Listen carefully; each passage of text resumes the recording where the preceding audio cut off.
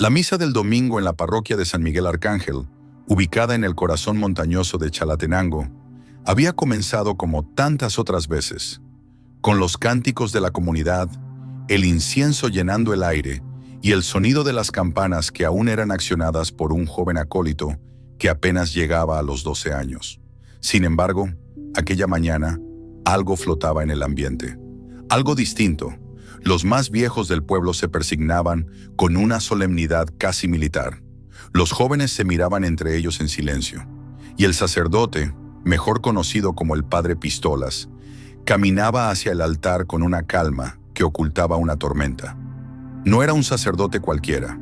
Su apodo, ganado en décadas de servicio en zonas peligrosas del país, venía no solo de su actitud ruda, directa y desafiante, sino también de su costumbre de llevar, bajo la sotana, una vieja pistola Beretta que alguna vez le salvó la vida en un camino rural.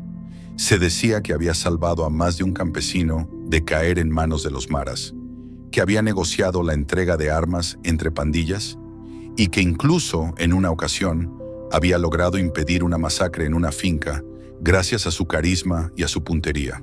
Pero nada de eso lo preparaba para lo que había decidido hacer ese día. El presidente Nayib Bukele, el mismo que había sido aclamado como el libertador de El Salvador frente a las pandillas, había anunciado que asistiría a misa en Chalatenango como parte de un gesto simbólico. Quería acercarse al pueblo, según su gabinete. La noticia había sacudido al pueblo entero. Los militares revisaron la iglesia durante horas el día anterior. Drones zumbaban por encima del campanario. Se instalaron cámaras en los bancos. Nada se dejaba al azar. Pero al Padre Pistolas no lo intimidaban los protocolos. Ni los presidentes, ni los rifles automáticos en manos de soldados de mirada fría. Él llevaba semanas escribiendo su sermón, palabra por palabra. Sabía que ese momento llegaría, y sabía que no se lo podía permitir pasar en silencio. A las 10:03 de la mañana, la misa comenzó formalmente. En el nombre del Padre, del Hijo y del Espíritu Santo, entonó el sacerdote con voz clara que resonaba entre los muros de piedra. Amén, respondió el pueblo en una sola voz. Bukele llegó acompañado de su esposa, algunos miembros de su gabinete y un séquito de guardaespaldas que se acomodaron discretamente cerca del confesionario y el altar lateral. Vestía informal, como siempre, una chaqueta deportiva negra y jeans oscuros. Se sentó en la banca reservada para autoridades con una expresión serena. Sabía que las cámaras grababan. Lo sabían todos. El Padre Pistolas no tardó en alzar su voz. Queridos hermanos y hermanas, hoy hemos venido a orar, pero también a escuchar. Y no cualquier mensaje. Hoy es un día distinto, porque entre nosotros se encuentra quien ha jurado protegernos, y también quien ha cometido errores que deben ser confrontados, dijo mirando fijamente al presidente. La tensión fue inmediata. El murmullo entre los fieles se hizo un poco más audible. Bukele no mostró reacción. Estaba acostumbrado a las críticas, pero no a lo que vendría después. Esta iglesia no es del Estado. Esta iglesia es de Dios, y por tanto, aquí no reina la vanidad ni el poder político. Aquí reina la verdad, aunque arda, continuó el sacerdote, caminando lentamente frente al altar. Señor presidente, usted ha sido elegido por el pueblo. Ha hecho cosas buenas, sí, pero también ha callado otras. ¿Dónde están los desaparecidos de las últimas redadas? ¿Dónde está el límite entre justicia y represión? Fue un dardo directo. Un silencio absoluto llenó la nave central. Nadie respiraba fuerte. Las campanas habían quedado atrás. Ahora solo hablaba el corazón de un país dividido. El Padre Pistolas alzó una hoja escrita a mano. Esta carta fue escrita por la madre de un joven detenido en el régimen de excepción. Ella no puede estar hoy aquí porque está buscando a su hijo por las comisarías. Pero sus palabras deben ser leídas, porque el dolor de una madre no se calla ante un título presidencial, dijo y leyó. Padre, me lo arrebataron. Dijeron que era parte de una pandilla porque tenía tatuajes. Pero los tatuajes son nombres de sus hermanos muertos en el río. ¿Dónde está la compasión? ¿Dónde está el alma de este gobierno? Por favor, si Dios escucha, que escuche a través de su boca. Un suspiro colectivo se alzó como un eco sin forma. Bukele bajó ligeramente la cabeza, sin expresión. El padre Pistola se acercó al púlpito y miró directo a los ojos del mandatario. Yo no estoy aquí para ser aplaudido ni para convertirme en mártir. Estoy aquí porque la palabra de Dios me obliga a decir la verdad. El Salvador no se construye con miedo, ni con silencio, ni con cárceles eternas sin juicio justo. Usted lo sabe, señor presidente, y si no lo sabe, entonces ha dejado de escuchar la voz de su pueblo. La homilía del padre Pistolas no terminó cuando dijo amén. Tampoco terminó cuando el presidente Nayib Bukele se marchó sin hacer declaración alguna, acompañado de un equipo de seguridad que apenas contenía la tensión detrás de sus rostros herméticos. La verdadera misa empezó después, cuando las cámaras apagaron sus luces rojas, cuando los periodistas se subieron a sus motocicletas para volver corriendo a San Salvador, y cuando la señal de internet volvió a su ritmo habitual en los cerros. En menos de una hora, el país entero hablaba del sermón. La homilía fue transmitida en vivo por un canal comunitario que nadie veía más allá del norte de Chalatenango. Pero alguien, tal vez un joven inquieto con un celular a medio cargar, había extraído un fragmento crucial y lo había publicado en X, antes Twitter. Y ese clip, donde el sacerdote encaraba al presidente con voz serena y firme, se volvió viral en cuestión de minutos. El mensaje fue claro, brutal, innegable. El Salvador no se construye con miedo, ni con silencio, ni con cárceles eternas sin juicio justo. A las 12:03 de la tarde, el nombre del padre Pistolas era tendencia número 1 a nivel nacional. Para las 2 de la tarde, estaba en boca de los principales medios internacionales. CNN, en español, tituló «Sacerdote salvadoreño desafía a Bukele en misa televisada». La BBC escribía «El sermón que sacudió al nuevo régimen de Nayib Bukele».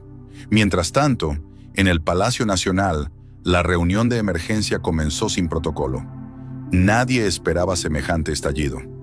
«No puede ser que un cura de montaña esté marcando la narrativa», gruñó uno de los asesores de imagen del presidente. «El video ya está en TikTok, Instagram, WhatsApp. No hay cómo frenarlo», agregó un técnico en redes. «Está por todas partes». El ministro de Gobernación intentó tranquilizar los ánimos. «Esto no es más que una distracción. Mañana nadie se acordará. Le pasaremos por encima con alguna inauguración o un anuncio populista». Pero Bukele no dijo nada. Desde su asiento, en una oficina donde los muros estaban decorados con pantallas, mapas y estadísticas sobre seguridad nacional, miraba el clip en bucle. Una y otra vez. El padre Pistolas no gritaba, no lo insultaba, pero lo estaba desarmando.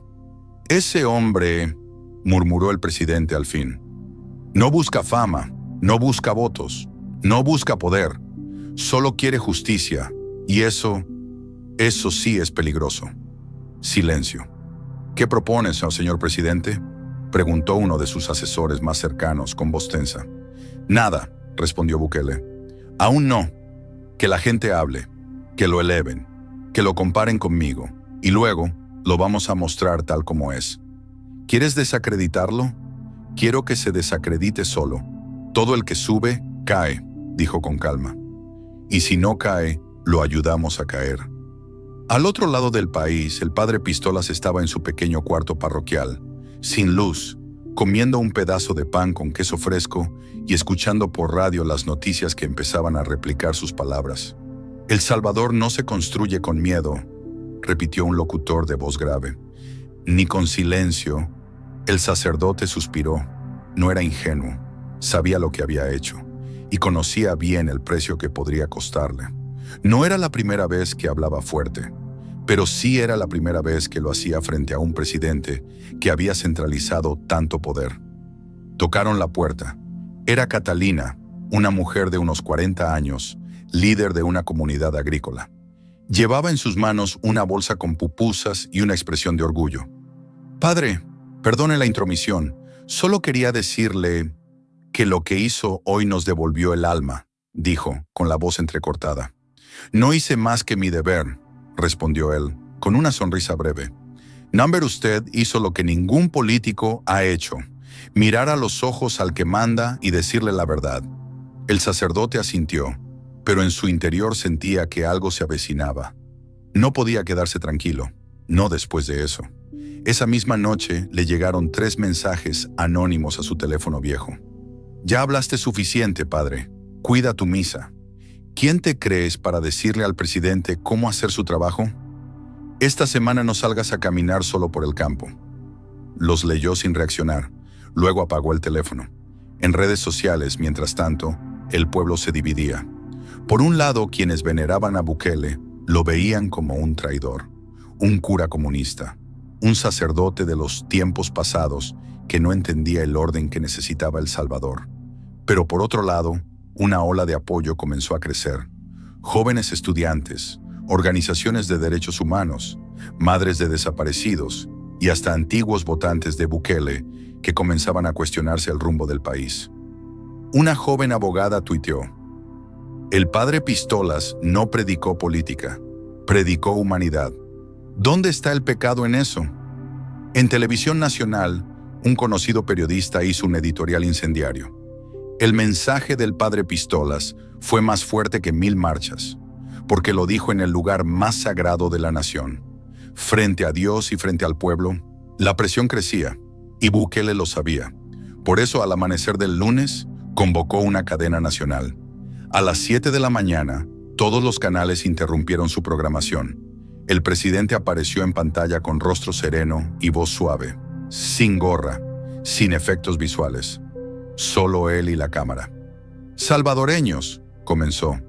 "Ayer asistí a misa en Chalatenango, como un ciudadano más, y fui confrontado por un sacerdote. Muchos han dicho que fui humillado, otros que fui sacudido, pero lo cierto es que escuché, y he tomado nota. Una pausa, y luego una frase que sorprendió a todos. Yo no vine al poder para ser aplaudido, vine para cambiar este país, y a veces incluso los profetas de pueblo tienen razón. En los próximos días, revisaré personalmente los casos de detenciones arbitrarias bajo el régimen de excepción, porque si bien luchamos contra el crimen, no podemos convertirnos en lo que combatimos". La cadena fue breve, 3 minutos, pero suficientes para que el país entero volviera a hablar. En su parroquia, el padre Pistolas escuchaba la transmisión desde una radio pequeña. No sonrió, no aplaudió, no se sintió victorioso, solo murmuró: "Esto apenas comienza".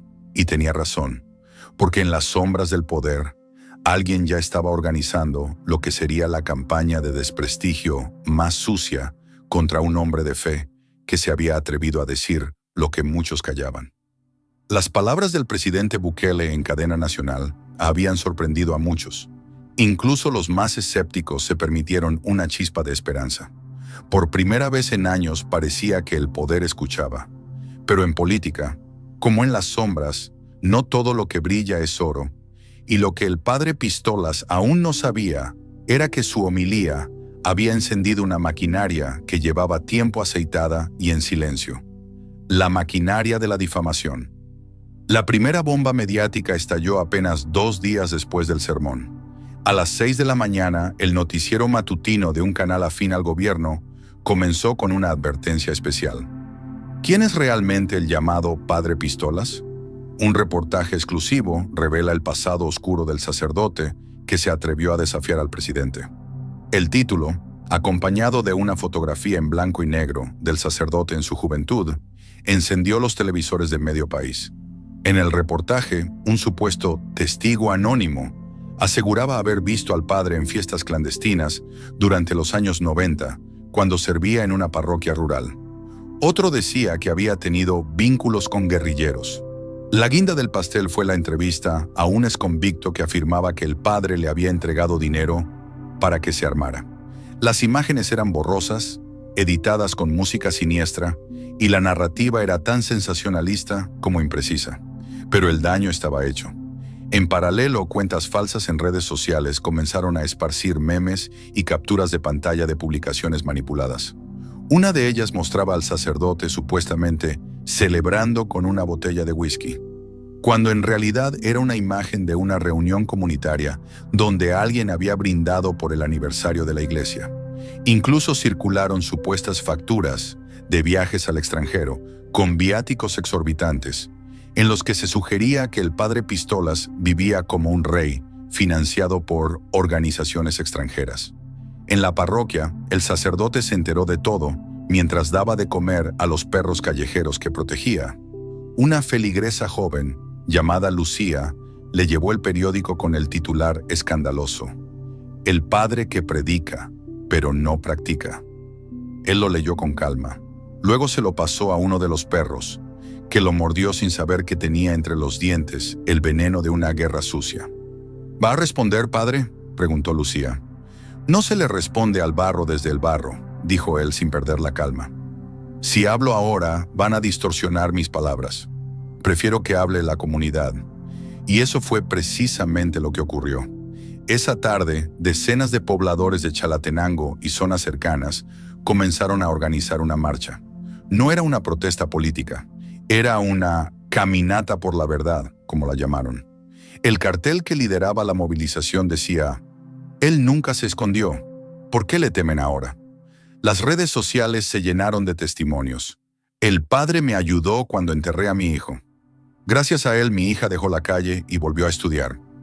El único que entró al cantón cuando los mareros controlaban todo fue él. Ni los soldados lo hacían. Los medios no oficiales comenzaron a cubrir la movilización. Incluso un canal internacional envió reporteros para entender por qué un cura rural había desencadenado un movimiento tan potente. Mientras tanto, en San Salvador, la oficina de comunicaciones del gobierno estaba en crisis. No lo estamos desacreditando, lo estamos fortaleciendo, admitió un asesor mientras revisaba los comentarios en redes. La gente no se cree las acusaciones. Dicen que es montaje, añadió otro. La noticia se volvió aún más viral que el sermón. La televisión ya no hablaba de otra cosa. Histórico.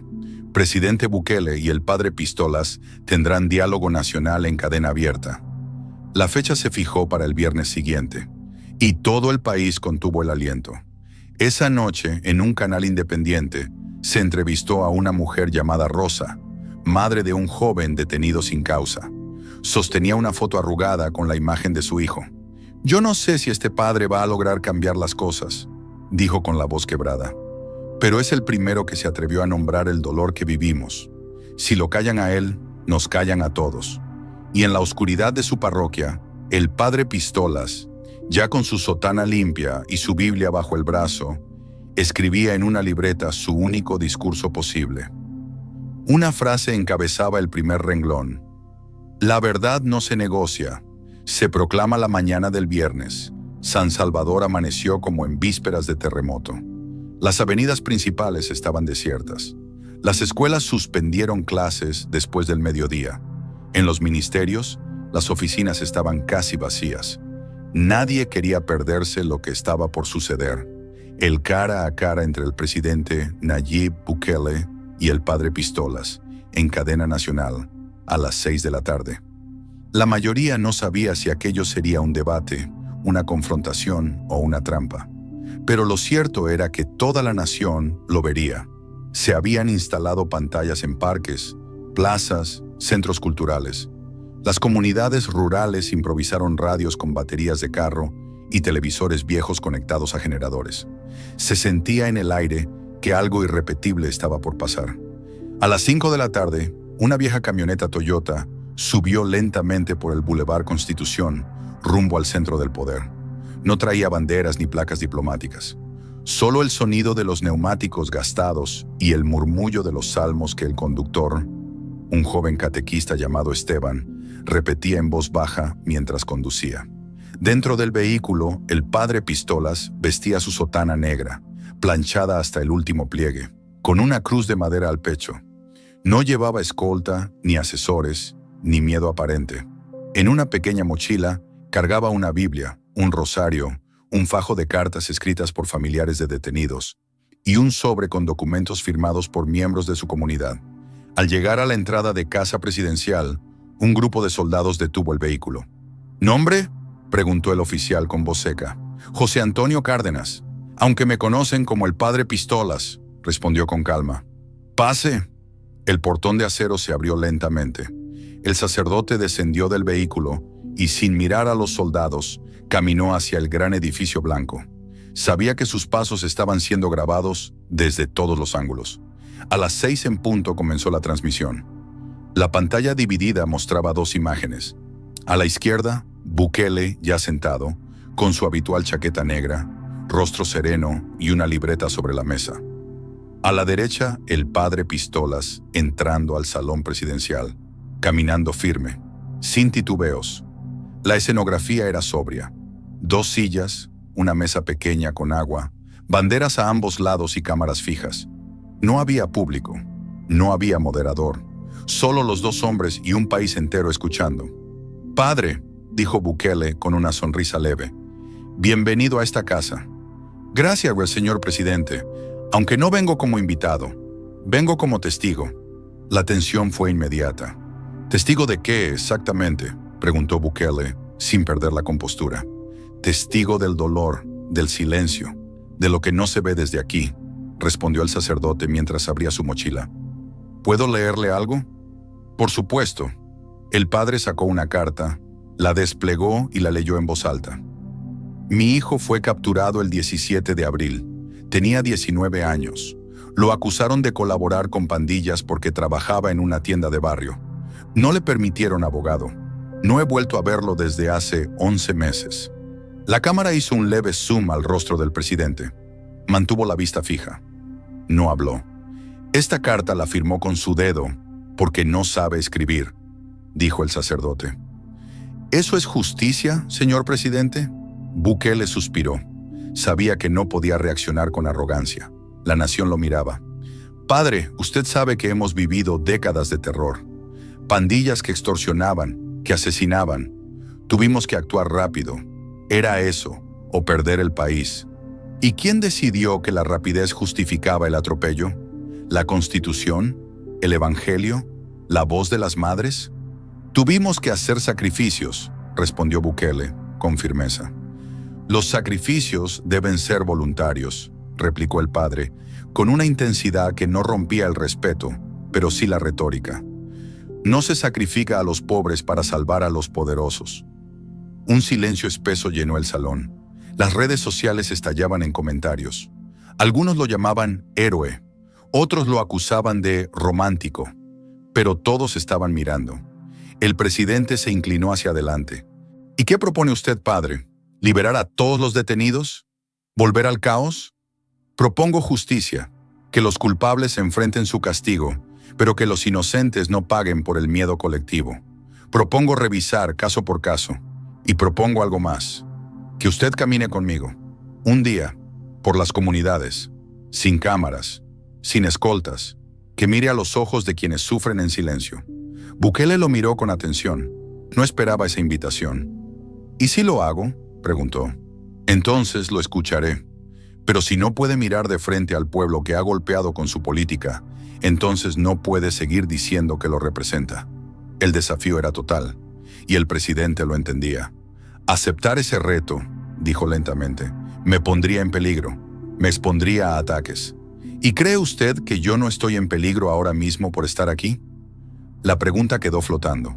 La conversación duró 1 hora. No hubo insultos, no hubo gritos, solo 2 hombres completamente opuestos que hablaron con la verdad que cada uno defendía. Al final Bukele dijo: «No estoy de acuerdo con todo lo que ha dicho, pero reconozco que sus palabras representan a una parte del país que no siempre escuchamos. Acepto caminar con usted, pero con una condición, que lo hagamos en silencio, sin redes, sin televisión, que sea real». El padre Pistolas extendió la mano. Trato hecho. El apretón fue breve, sobrio, pero histórico. Esa noche todo el país hablaba del momento. Los titulares eran claros: Padre Pistolas y Bukele, un pacto de caminar entre las heridas del pueblo.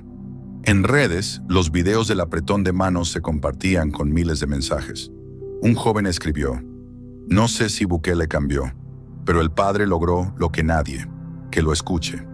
Pero mientras tanto, en la oscuridad de los círculos más radicales del poder, no todos estaban satisfechos. Una voz habló en la línea de un celular sin identificar: «Si ese viejo logra hacer que Bukele se vea débil, perderemos todo». Otra voz respondió: «Entonces asegúrate de que no llegue a su próxima misa».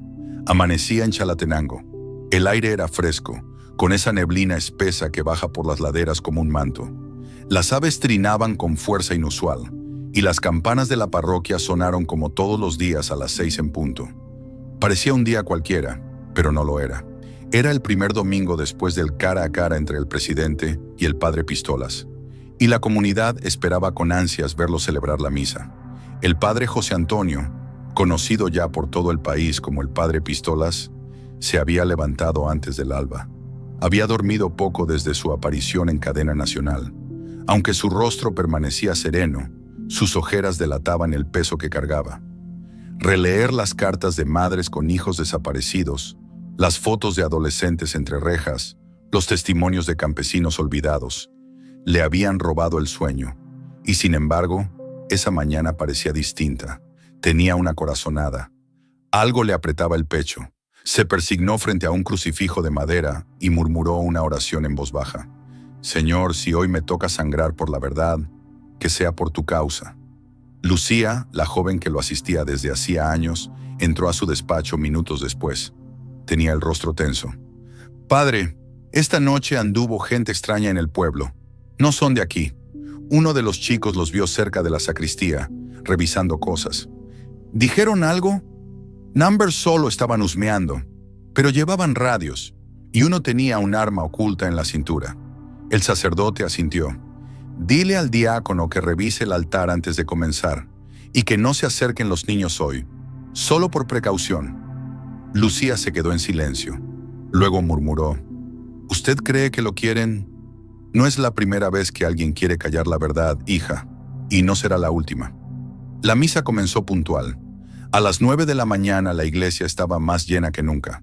Gente que había viajado desde departamentos lejanos estaba allí, sentada en los pasillos, de pie contra las paredes, incluso en las escaleras de la entrada. Todos querían escuchar al sacerdote que se atrevió a decir lo que nadie se animaba. Algunos estaban allí por febrero, otros por convicción, y unos más por protección. Entre la multitud, 2 hombres vestidos de civil, con gorras y gafas oscuras, se ubicaron en los últimos bancos. Nadie los conocía, y sus movimientos, aunque sutiles, no pasaban desapercibidos. El sacerdote subió al altar. Tenía la voz fuerte, clara. Sus palabras eran como piedra sobre agua. Hoy no vengo a hablar de política, dijo. Vengo a hablar de libertad. La libertad de pensar, de creer, de amar. Y también la libertad de cuestionar al poder cuando se desvía del bien común. El murmullo en la iglesia se volvió un silencio expectante. Porque no hay evangelio sin justicia, no hay paz sin memoria, y no hay pueblo sin voz. En ese momento, el diácono se le acercó discretamente. Le susurró algo al oído. El padre Pistolas asintió con leve tensión. La homilía continuó. Fue un estruendo seco, un estampido sordo como un petardo. La gente gritó. Algunos se tiraron al suelo, otros salieron corriendo. Un banco se volcó. Los niños lloraban. Lucía corrió hacia el altar. ¡Padre! El humo se alzaba desde una esquina del templo. No había fuego, pero sí confusión. Uno de los hombres con gorra empujaba a una mujer, intentando salir. El otro forcejeaba con 2 feligreses que lo habían retenido. El padre Pistolas no se movió de su sitio. Desde el altar levantó la mano. «Calma, nadie se mueva. Esto es una provocación». Pero su voz quedó opacada por el caos. Minutos después llegaron policías y militares. Los hombres encapuchados fueron arrestados, aunque al principio se negaban a identificarse. Dentro de sus mochilas había una granada de gas, cuchillos, una pistola sin serie y un mapa de la iglesia. No eran ladrones, no eran mareros, eran operadores entrenados. Horas después, el ministro de Seguridad dio una rueda de prensa. 2 individuos intentaron alterar la misa del padre Cárdenas. Por fortuna, nadie resultó herido. Estamos investigando si pertenecen a alguna célula extremista o si fue un acto aislado. Pero nadie creyó la versión oficial. Los videos hablaban por sí solos. Los rostros, las armas, la forma como se infiltraron. Todo apuntaba a algo más oscuro. En redes sociales, la etiqueta número intento de silencio fue tendencia inmediata. Intentaron callarlo, pero ahora somos millones los que lo escuchamos. El gobierno juega con fuego. No se puede callar al alma de un pueblo. Incluso figuras internacionales comenzaron a pronunciarse. Obispos, defensores de derechos humanos y periodistas exigieron garantías para la vida del sacerdote. Esa noche, el padre Pistolas fue trasladado por seguridad a una pequeña casa rural, propiedad de un excombatiente que lo conocía desde los años del conflicto armado. Allí, en medio de cafetales, escribió con lápiz y papel un comunicado que sería leído al día siguiente en misa por el diácono. No tengo miedo, ni me voy a esconder. La fe que me sostiene no es negociable. Y si hoy intentaron silenciar mi voz, les recuerdo que no era mía. Era la voz de los humildes, la voz de las madres, la voz del Salvador profundo. Y al final, escribió una línea que quedaría en la memoria colectiva. Si un balazo me calla, háblenle al mundo con más fuerza, porque la sangre no ahoga la verdad, la riega. El presidente Bukele no emitió ningún comentario público, pero dentro de su círculo más cercano, el ambiente era tenso. Esto nos estalló en la cara, dijo uno de los ministros. Nadie nos va a creer que fue un ataque aislado, no después de ese cara a cara. ¿Y qué quieres? ¿Que le pida perdón?, respondió otro. Bukele se mantenía en silencio, mirando un crucifijo sobre la repisa de su oficina. Esto no debió pasar, murmuró. Esto ya se salió de control. Pero fuera del palacio, el pueblo no pensaba en palabrería política, pensaba en el Padre. Y esa misma semana, más de 20 parroquias de todo el país organizaron misas simultáneas en su honor. Las iglesias se llenaron, se rezaron rosarios por su vida, se encendieron velas y comenzaron a aparecer pintadas en muros las palabras: no se calla el que habla con Dios. El amanecer del domingo siguiente fue distinto. En Chalatenango, el aire tenía algo de sagrado, como si cada molécula cargara un eco invisible de todas las oraciones lanzadas al cielo durante la semana anterior. Las paredes de la parroquia de San Miguel Arcángel seguían agrietadas, con manchas negras del humo dejado por la granada de gas. Pero las bancas estaban más pulidas que nunca. Las velas encendidas desde la noche anterior no habían dejado de arder. Y en los escalones del atrio, la gente ya se agolpaba desde las 5 de la mañana. No venían por una misa, venían por un milagro. Porque después de un atentado, tras la cadena nacional y la campaña de difamación, el padre Pistolas había anunciado su regreso. Y esa promesa valía más que la palabra de cualquier político. A las 8:45 de la mañana, la campana de bronce comenzó a sonar. No una, ni dos, sino 7 veces. Cada repique era como el tañido de un corazón vivo. Las viejas lloraban, los jóvenes cantaban, y los niños, sin comprender del todo lo que estaba ocurriendo, se acercaban al altar como si esperaran ver a un profeta. A las 9 en punto, el portón lateral de la iglesia se abrió, y allí apareció, vestido con la misma sotana de siempre, cruz de madera al cuello, rostro sereno, barba ligeramente más crecida y ojos más firmes que nunca. El padre José Antonio Cárdenas, mejor conocido como el padre Pistolas, no entró caminando como un mártir. Entró como un pastor. La iglesia entera se levantó en aplausos. Él no respondió con gestos grandilocuentes. Solo alzó una mano, pidió silencio y dijo con voz clara: hermanos, estoy vivo, y por eso esta misa no es por mí, es por todos los que no están, por los que desaparecieron. La parroquia de San Miguel Arcángel amanecía bañada por la luz pálida de un sol indeciso, oculto tras nubes que parecían arrastrar el peso de una tormenta lejana. El padre Arturo Ramírez, de rostro sereno y mirada profunda, caminaba lentamente por el pasillo central del templo vacío, donde solo se escuchaba el eco de sus pasos sobre las losetas desgastadas por décadas de fe. Encendió una vela frente al altar y susurró una breve oración. La rutina le reconfortaba, pero ese día algo distinto flotaba en el aire, como un presagio.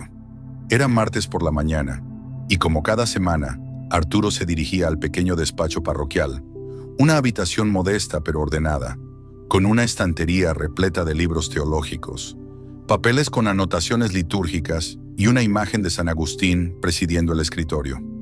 El aroma del café recién hecho impregnaba el aire, cortesía de la señora Margarita, la encargada del aseo, que siempre decía: si el cuerpo del sacerdote necesita pan, su alma necesita café. Arturo sonrió al recordarla y se sentó, dispuesto a repasar el sermón que había preparado para el próximo domingo, cuando su celular vibró sobre la mesa. Era un mensaje de WhatsApp enviado por Mario, uno de los seminaristas más jóvenes de la diócesis. «Padre, ¿ya vio lo último del padre Pistolas? Está en todas las redes. Creo que debería verlo». Con cierta resignación, Arturo tomó el teléfono y abrió el enlace que le había enviado el muchacho. Era un video transmitido desde una iglesia rural en Michoacán, donde el polémico padre Uriel Zamora, conocido nacionalmente como el padre Pistolas, aparecía predicando con un crucifijo en la mano y una pistola visible en la cintura. Su voz, grave y sin filtros, se dirigía a una multitud congregada con ojos brillantes, teléfonos en mano, grabando cada palabra. «La iglesia se ha podrido desde adentro», bramaba el sacerdote. «El Vaticano es un nido de burócratas. No me hablen de obediencia cuando el mismo clero se arrodilla ante el poder corrupto. Aquí, en mi tierra, se predica con huevos, con coraje y sin hipocresías». La grabación era interrumpida por aplausos y gritos de «Amén, y dígalo, padre». Arturo cerró el video antes de que terminara. Lo conocía bien, sabía que ese estilo no era nuevo, pero algo había cambiado. Ahora, el discurso de Uriel no solo era provocador, sino directamente herético en varios pasajes. Atacaba abiertamente el Concilio Vaticano II, la autoridad papal e incluso la doctrina mariana. Había cruzado una línea peligrosa. Durante años, Arturo había evitado confrontaciones públicas. Prefería la persuasión tranquila, la catequesis paciente. Pero ver cómo miles de personas compartían ese video con fervor preocupante le dejó en silencio. Esa tarde, tras un rosario con los feligreses, se encerró en su despacho y escribió un artículo titulado «Sobre el celo sin caridad, una reflexión necesaria». En el texto, sin nombrarlo, hizo una crítica sutil pero firme a quienes usaban el altar como trinchera política o escénica. Recordó que el sacerdote no es un caudillo, sino un servidor, que la palabra de Dios debe edificar, no dividir, y que el evangelio jamás puede convertirse en un arma contra el prójimo. Publicó el artículo en el sitio web parroquial y lo compartió en su perfil de Facebook. No esperaba más que algunos comentarios locales, quizá algún agradecimiento discreto. Pero a la mañana siguiente, el texto se había viralizado. Las reacciones fueron diversas. Algunos católicos tradicionales lo alababan. «Por fin alguien pone orden», decían. Otros, en cambio, lo atacaban con dureza. «¿Y tú quién eres para juzgar? Defiendes a los cobardes del Vaticano». Incluso hubo memes y videos en TikTok donde lo llamaban el Padre Timorato. A las 48 horas, Arturo recibió una llamada inesperada del productor de un programa católico en YouTube llamado Voces del Evangelio, que cada jueves transmitía debates entre figuras del mundo religioso. Su propuesta era clara. «Padre Arturo, queremos invitarlo a participar en un diálogo abierto con el padre Uriel Zamora». Él aceptó. «Nos gustaría que usted también lo hiciera. Sería este jueves en vivo, desde nuestro estudio en Guadalajara». Arturo no respondió de inmediato. El silencio al otro lado de la línea se hizo tenso. Finalmente, dijo con voz baja pero firme: «Lo haré, pero no por polémica, sino por el bien de los fieles confundidos. Que sea con respeto. Yo no iré a pelear, sino a hablar con claridad. Le agradecemos profundamente, padre. Esto puede marcar una diferencia real». Colgó y por primera vez en años sintió un temblor en las manos. No por miedo, sino por la carga de lo que estaba en juego. Se acercó al altar del despacho, encendió una vela y abrió su Biblia. Sus ojos cayeron sobre Mateo 5:9. «Bienaventurados los pacificadores, porque ellos serán llamados hijos de Dios». Esa noche no durmió bien. Soñó con iglesias en llamas, con feligreses confundidos siguiendo voces que gritaban, no que enseñaban. Despertó sudando.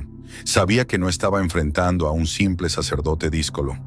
Uriel Zamora representaba algo más grande, una corriente de pensamiento que ganaba fuerza entre los jóvenes hartos de la tibieza, que buscaban respuestas contundentes, que veían en el espectáculo algo más honesto que la liturgia solemne.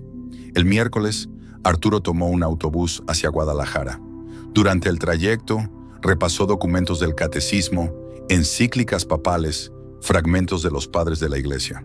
También oró muchas veces, en silencio, mientras el paisaje desértico pasaba como un telón silencioso. En el estudio de grabación, lo recibió un equipo amable. Le ofrecieron agua, lo maquillaron apenas. En el camerino contiguo escuchaba la risa ronca del padre Pistolas, que bromeaba con los técnicos como si fuera una estrella de televisión. Arturo cerró los ojos. En su corazón pidió al Espíritu Santo sabiduría, mansedumbre y coraje. Cuando entró al set, el contraste era evidente.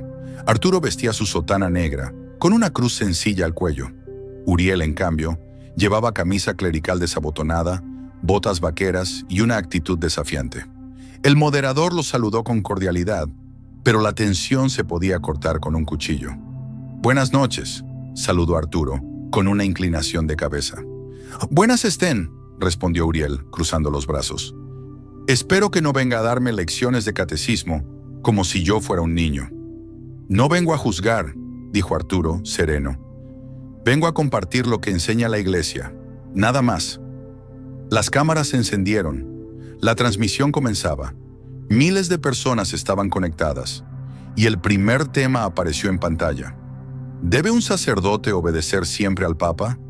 Uriel tomó la palabra sin dudar. Cuando el Papa obedece a Cristo, sí, pero cuando se arrodilla ante políticos globalistas, no, gritó. Los tiempos de obediencia ciega ya pasaron. Yo obedezco a mi conciencia, no a burócratas en sotana. El público estalló en comentarios online. Muchos aplaudían, otros se escandalizaban. Cuando le tocó hablar, Arturo respiró hondo. San Juan de la Cruz escribió: «En el atardecer de la vida seremos juzgados por el amor».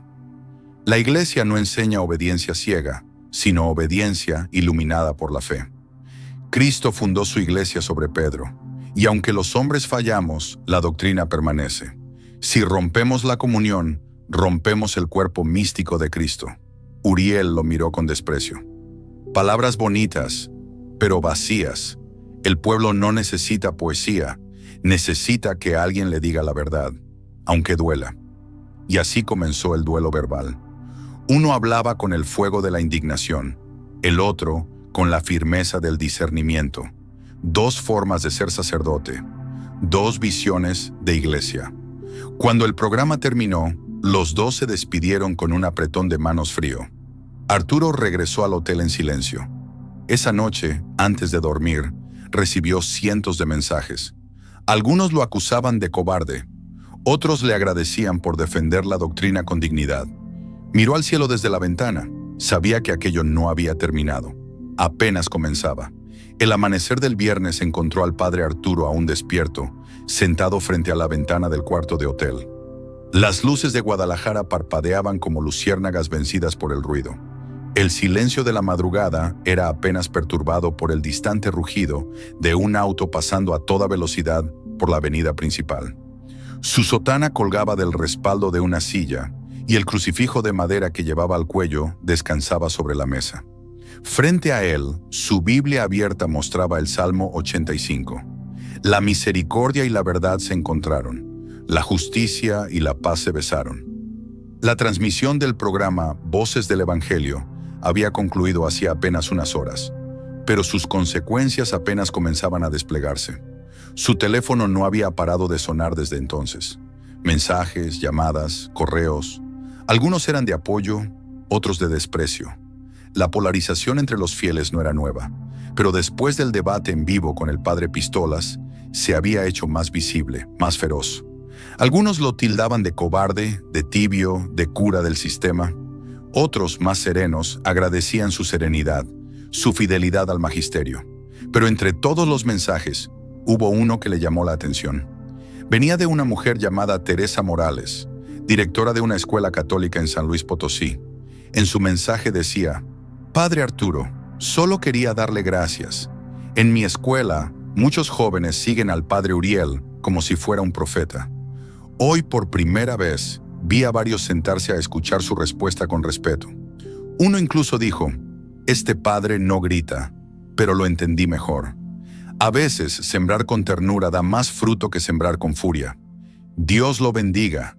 Ese mensaje breve pero sincero le devolvió fuerzas. A media mañana, ya de regreso en su parroquia, Arturo se encontró con una pequeña multitud esperándolo afuera del templo. No eran muchos, tal vez 20 personas. «Padre Arturo», le gritó uno de los hombres, de voz áspera, ¿va a seguir defendiendo a los corruptos del Vaticano? ¿Usted también cree que el Papa es infalible en todo? Eso no dice la Biblia. Arturo los miró con calma, pero no quiso responder ahí. Les pidió que esperaran a la homilía del domingo, donde abordaría lo sucedido. Algunos aceptaron, otros se marcharon indignados, pero el mensaje estaba claro.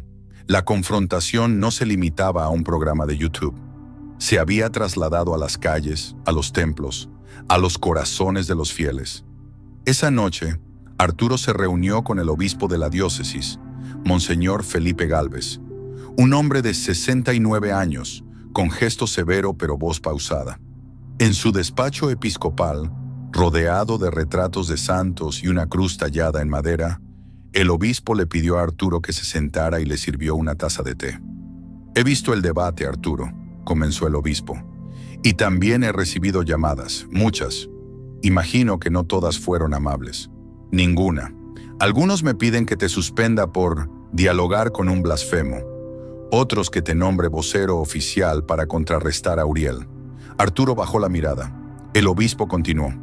«Hiciste bien en mantener la compostura, pero esto no va a acabar aquí. Lo sabes, ¿verdad?» «Sí, monseñor, lo sé. La iglesia no necesita cruzadas internas, sino pastores que hablen con claridad, pero también con caridad. Y tú lo hiciste, solo ten cuidado, porque la llama que se enciende en defensa de la verdad también puede quemar a quien la porta si no es humilde». «Gracias, monseñor». Antes de salir, el obispo le entregó un sobre. «La Congregación para el Clero en Roma ha tomado nota de la situación. Uriel Zamora ya ha sido citado por su obispo, pero no se quedará callado. Lo conozco. Hará algo más. Y tú te has convertido en su contraparte pública, aunque no lo hayas buscado». Durante los días siguientes, Arturo preparó con esmero su homilía dominical. No quería un sermón polémico ni defensivo. Solo quería hablar con el corazón. El domingo, la parroquia se llenó como nunca antes. Algunos venían con ojos atentos, otros con prejuicios. Incluso había periodistas afuera, esperando captar cualquier frase que pudiera alimentar titulares. Cuando subió al púlpito, Arturo respiró hondo. No usó papeles, solo su Biblia. «Queridos hermanos», comenzó, «hoy no vengo a defenderme, ni a atacar a nadie. Vengo a hablarles desde la palabra de Dios. En esta época de confusión, donde muchos alzan la voz y pocos escuchan, les pido que no se dejen guiar por el ruido, sino por la verdad que habita en el silencio del corazón». Habló del amor al prójimo, de la obediencia al Evangelio, de la necesidad de corregir sin destruir. No mencionó al padre Pistolas, pero todos sabían a qué se refería. Al final, pidió un momento de oración por todos los sacerdotes, especialmente por aquellos que enfrentan la tentación de convertir el altar en una trinchera. Hubo lágrimas, también aplausos, pero sobre todo, silencio. Un silencio denso, profundo, como si el templo entero hubiese contenido el aliento durante 20 minutos. Pero el padre Uriel no iba a quedarse callado. El lunes siguiente publicó un video titulado «Falsos profetas de sotana, mi respuesta al tibio del sistema». En él no solo aludía a Arturo de forma directa, sino que mostraba fragmentos del debate y los comentaba entre risas. «Mírenlo, hermanos, tan elegante, tan pausado». ¿Y qué dijo? Nada. Palabras vacías, palabras de cobarde. ¿Dónde están los verdaderos profetas? En las trincheras, no en las oficinas episcopales. Ese video superó los 2 millones de vistas en menos de 24 horas. Pero lo que siguió fue peor. Un grupo autodenominado Los Católicos Despiertos convocó a una marcha frente a la Catedral Diocesana, exigiendo una purga en el clero, el fin de la obediencia al Vaticano y la reforma total de la Iglesia. Llevaban pancartas, cruces de madera pintadas de rojo y altavoces desde los cuales repetían discursos incendiarios. El obispo Gálvez, preocupado, convocó a Arturo y a otros sacerdotes para una reunión de emergencia.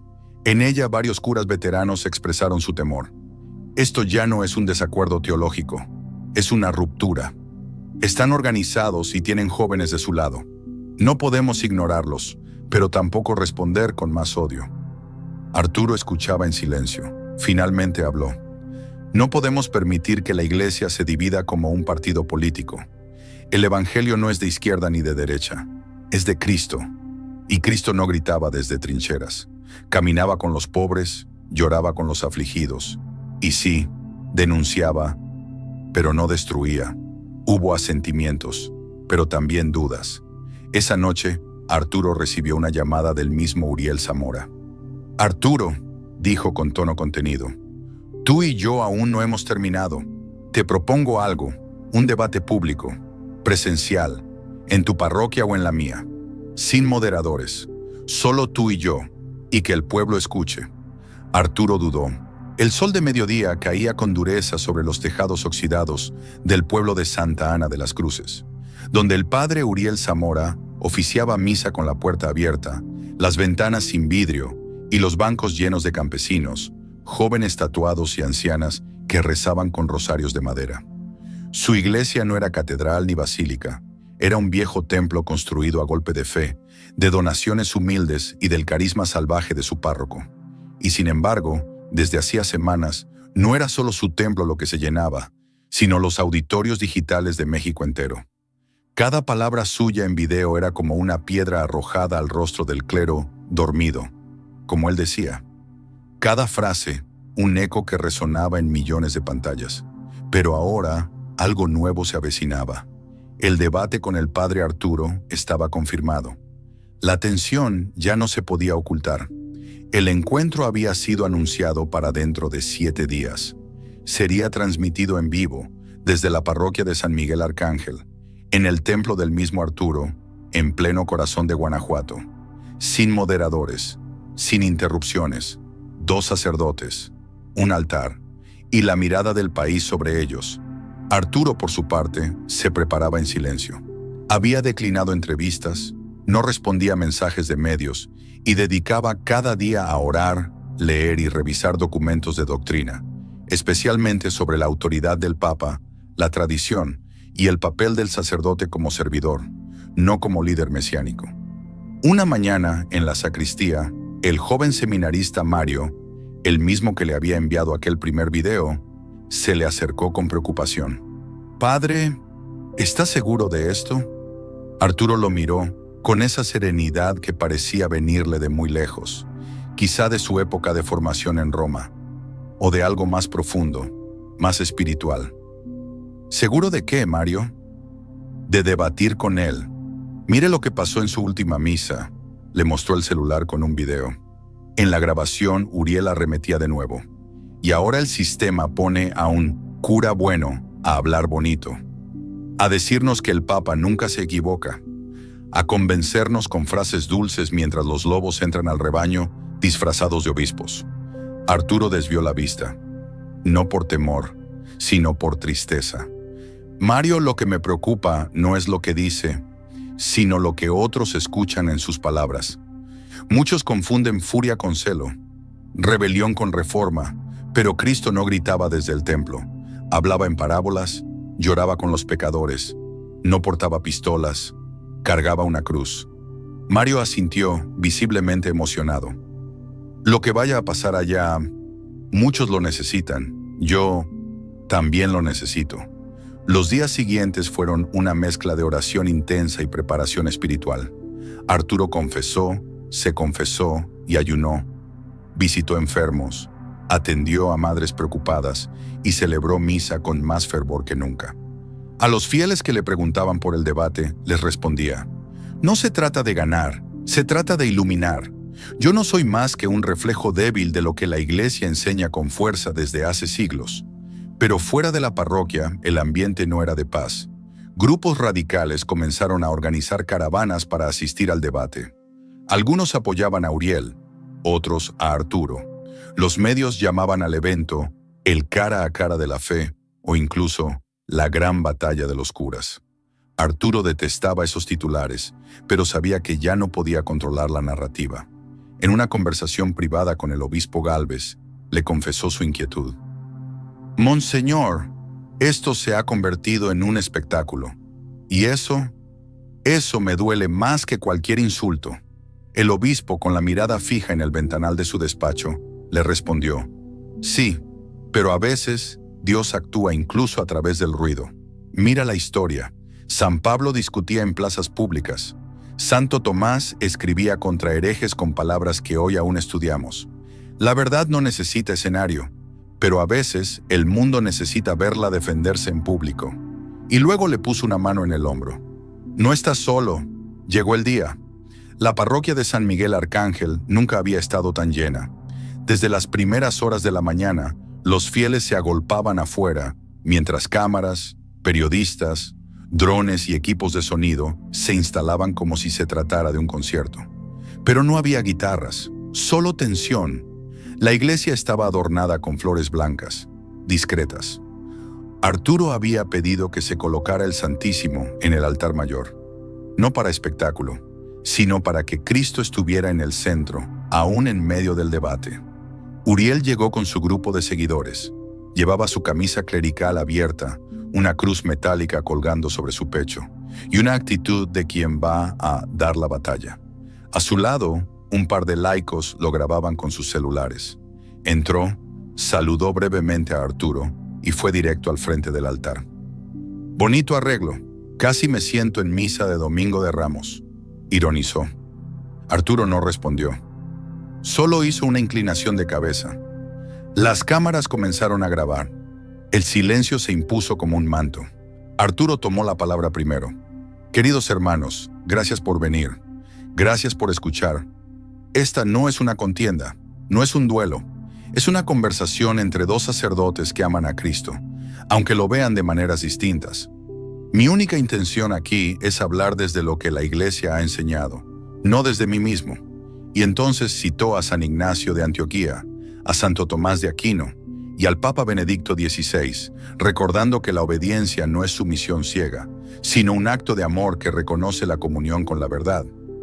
Uriel respondió con su estilo directo. «Eso suena muy bonito, pero la gente ya no necesita citas en latín. Necesita que alguien le diga que nos traicionaron, que el Vaticano se arrodilla ante el poder económico mundial, que ya no hay verdad en esos muros.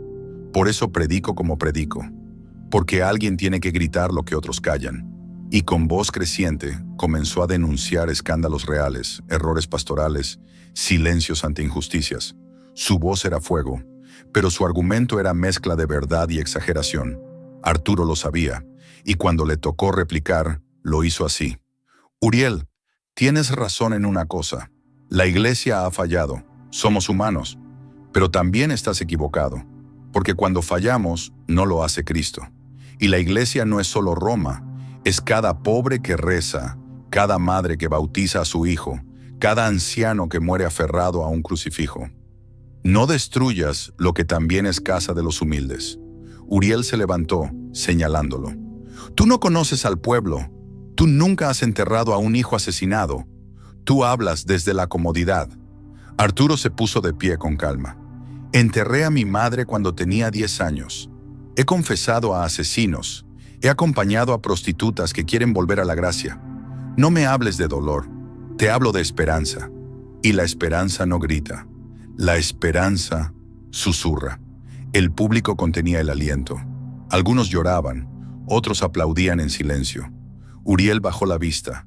Por un instante, solo por uno, parecía conmocionado, pero luego se recompuso. «Dices palabras bellas, hermano, pero cuando el lobo entra al redil, no basta con rezar. Hay que echarlo a patadas. Y yo te pregunto», dijo Arturo, «¿quién decide quién es el lobo?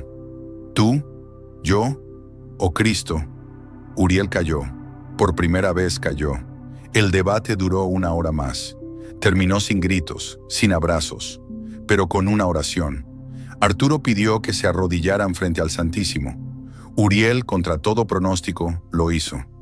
No miró a nadie, solo cerró los ojos, y el país entero, que había esperado un escándalo, recibió otra cosa.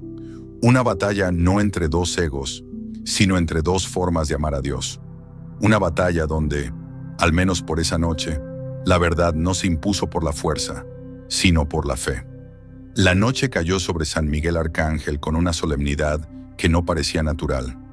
La plaza del pueblo, que durante el día estuvo abarrotada por cámaras, fieles, pancartas y discusiones al borde del escándalo. Y con esto concluimos este video. Si te gustó el video, por favor dale like, suscríbete y activa la campanita para disfrutar de más historias interesantes. Me despido, adiós.